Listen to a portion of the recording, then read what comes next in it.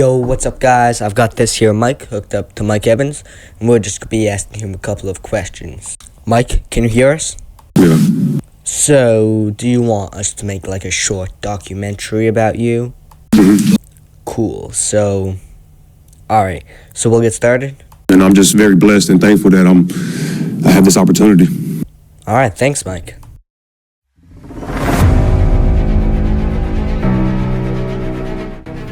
Michael Lynn Evans was born on August 21st, 1993, to Heather Kilgore and Mike Evans Jr.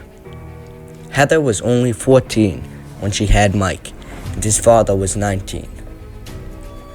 1 year later, Mike had a sister, Kia Lachey Evans. Mike grew up in Galveston, Texas, and went to Sunset View Elementary School in his early years. Yet it was not long before trouble had reached Mike. Mike's household was home to domestic violence from his father, who was an alcoholic. Mike Evans' uncle, Sam Kilgore, had a criminal record and had been sentenced to 10 years in jail for burglary. When he was released, he moved in with Mike's family for a time. Sam observed the violence in the household, and one day he decided to react. Me and my dad was just chilling, watching movies all night. And then my mom went out, but my dad stayed home with me, and I went to sleep. My brother meets us in downtown Galveston. We went out. I called home, and Mikey's father was like, everything's fine, this and that. And he was like, won't you come home early today? I said, all right, I'll come home early. And my brother's like he had an attitude, I could tell. Like he had been, he's pretty intoxicated. I go to the bathroom, and then I come out, and I said, hey, where's my brother? Where's Sam? And they were like, oh, he said he had a headache, he went home. And I was like, oh, okay. Galveston 911. I need an emergency over here. Someone's just been shot and he's laying out in the street. And there's blood all over the street. Please have an ambulance or somebody come get him. No. Okay, did you see what happened? Ma'am.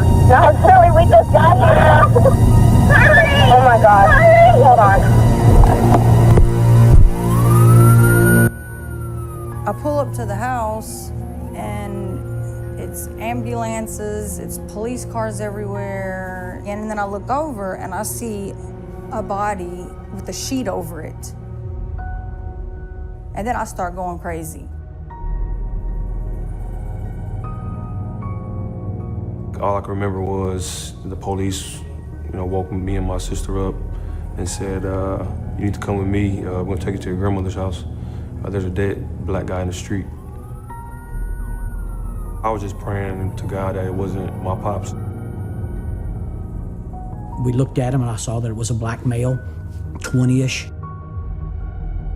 He was lying on his back. And I remember seeing a bullet wound to the middle of his forehead. We rolled him over onto his left side, and I just remember the shock. I counted over 27 stab wounds and cuts to his back. When you see that vicious of an attack, it's always anger. Somebody didn't want to kill Michael. They wanted to make sure he was dead with no doubt. I found out the next day. My mom told me. My uncle grabbed his gun and shot him from a distance, and he fell. And then he walked up on my daddy and killed him execution style, shot him in the head. This devastating event occurred when Mike was just 9 years old. In the weeks following his father's death, Mike was engulfed in a whirlwind of emotions. He felt a profound sense of loss and confusion, struggling to comprehend the violent circumstances that took his father's life. Despite the pain, Evans powered through high school, spending his carefully managed rage on sports, specifically basketball. He excelled at the sport, standing tall at 6'2".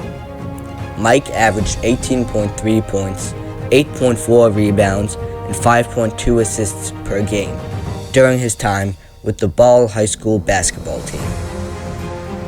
It was not until Mike's senior year in high school when he started to play football.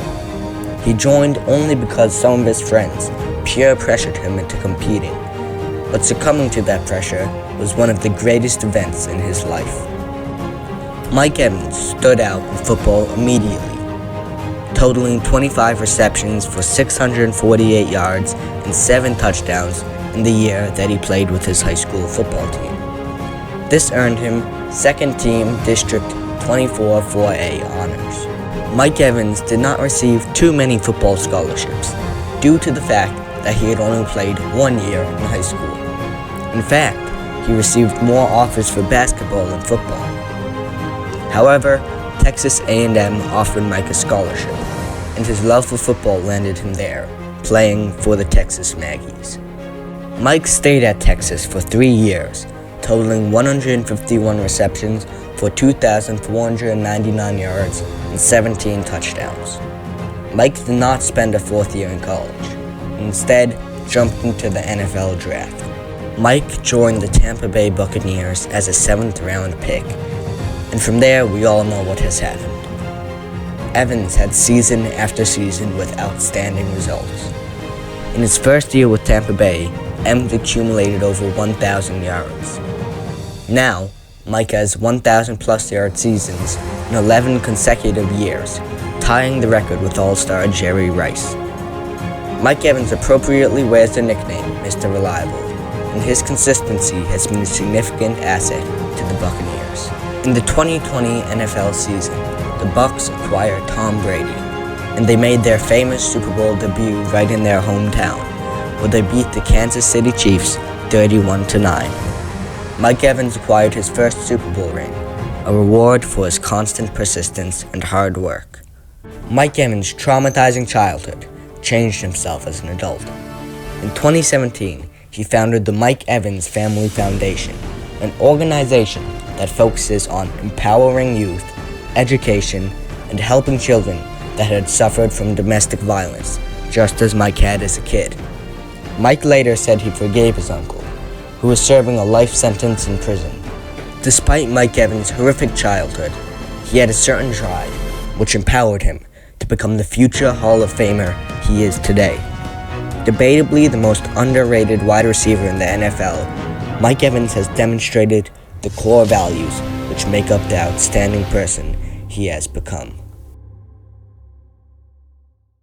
Alright guys, if you enjoyed the video, make sure to like, comment, and subscribe. I'll see you all next time.